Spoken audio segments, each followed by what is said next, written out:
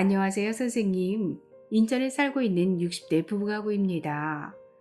남편 은퇴 후 기초연금을 기대하고 있었는데 지난 1월 기초연금을 신청했다가 탈락했습니다. 살고 있는 집 이외에 특별한 재산도 없고 남편 퇴직금이 좀 있었는데 아이들 대학 입학금과 결혼자금에 보태주고 최근 남편 수술비를 내고 나니 이제 남은 돈이 거의 없네요.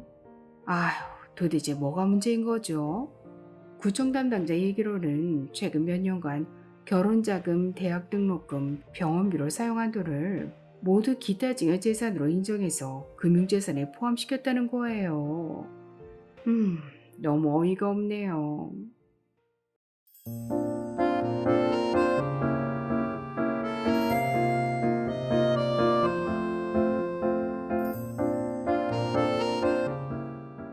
안녕하셨습니까? 행복한 인생의 이막 알베르토입니다.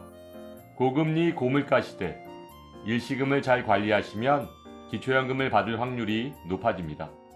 그렇다면 과연 일시금은 무엇일까요? 오늘 아주 쉽게 설명해 드리겠습니다. 오늘 일시금의 관리에 대한 설명에 앞서 이재명 대통령이 지난 대선 과정에서 공약한 연금 정책을 정리해보면 첫째, 부부 감액을 단계적으로 축소한다. 현재 부부가 동시에 기초연금을 받으면 무조건 기초연금을 20%씩 감액하고 있는 부부 감액을 단계적으로 축소하겠다는 것인데요. 아직은 축소 시기와 규모가 확실치는 않지만 8월 말 발표될 2026년 복지 예산을 보면 내년부터 시행 가능할지 알 수 있을 것으로 보여집니다. 둘째, 재직자 노령연금 감액제도의 폐지입니다. 재직자 노령연금 감액제도는 국민연금을 10년 이상 납부한 사람이 받을 수 있는 가장 일반적인 형태의 국민연금인 노령연금을 수급 개시 시점에 소득이 309만 원을 초과한다면 노령연금을 50%까지 최대 5년간 감액하는 제도인데요. 이를 언제부터 폐지할지는 보건복지부 장관의 임명 등을 포함한 국정 운영 등을 좀 더 지켜봐야 할 것으로 보여집니다. 2025년 현재 기초연금은 신청인과 배우자의 소득과 재산, 그리고 부채까지 모두 반영한 소득 인정액이 단독가구 228만 원, 부부가구 364만 8천 원 이하면 단독가구 34만 2,510원, 부부가구 54만 8천 원까지 받으실 수 있는데요. 먼저 기초연금의 소득 인정액에 반영되는 기타 일시금의 종류에 대해 설명드리겠습니다. 첫째, 각종 연금의 퇴직급여, 둘째, 사망 일시금이 있습니다. 산재보험급여, 보훈대상자 명예수당, 보상급여가 여기에 속하게 되죠. 산재보험급여, 보훈대상자 명예수당, 보상급여가 여기에 속하게 되죠. 셋째, 국민연금이 반환 일시금이 있고, 넷째, 최근 1년 이내 지급된 보험금 등이 있습니다. 따라서 기타 일시금이란 어르신들께서 연금, 보험 등을 일시금으로 받아서 목돈이 내 계좌에 들어온 경우라고 보시면 됩니다. 그렇다면 이렇게 기타 일시금이 내 계좌로 들어온 상태에서 기초연금을 신청하면 기초연금 심사부서에서는 과연 어떻게 처리할까요? 먼저 담당 공무원은 국가복지통합관리망 행복이음을 통해 조회된 기타 일시금을 신청인이 계속해서 보유하고 있는지를 우선 확인하게 됩니다. 그래서 전부 또는 일부를 사용했다면 기타 증여재산으로 산정하고 기타 증여재산의 조사 방법에 따라 처리하게 됩니다. 내용이 좀 어려우시죠? 그럼 오늘 의뢰인 부부의 경우를 예를 들어 설명해 드리겠습니다. 오늘 의뢰인 부부께서는 작년에 퇴직금과 정기예금을 해약해서 약 2억 원을 받으셨습니다. 그런데 그 2억 원을 자녀의 대학 등록금, 결혼비용, 남편의 병원비 등으로 모두 사용하셨고 현재 은행 계좌에 남은 돈은 거의 없는 상태인데요. 이런 상황 속에서 기초연금을 신청하시면 모두 써버린 2억 원을 기타 증여재산으로 인정해서 금융재산에 그대로 포함시킨 상태로 소득인정액을 계산하게 되는 것입니다. 그리고는 2022년 부부가구 기준으로 매달 자연소비분 304만 8천 원씩 차감해서 남는 차액만큼을 계속 신청인의 금융재산에 포함시키게 되는 거죠. 그러면 66개월, 즉 5년 5개월 동안 차액만큼은 금융재산에 계속 남게 되는 것입니다.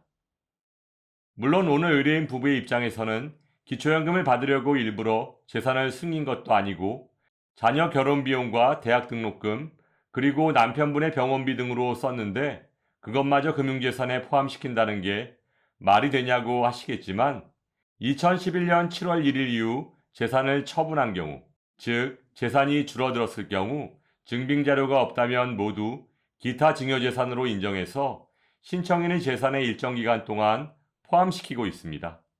이렇게 기타 증여재산으로 처리하는 이유는 기초연금 신청을 앞두고 재산을 고의로 축소하는 등의 편법을 방지하기 위해서입니다.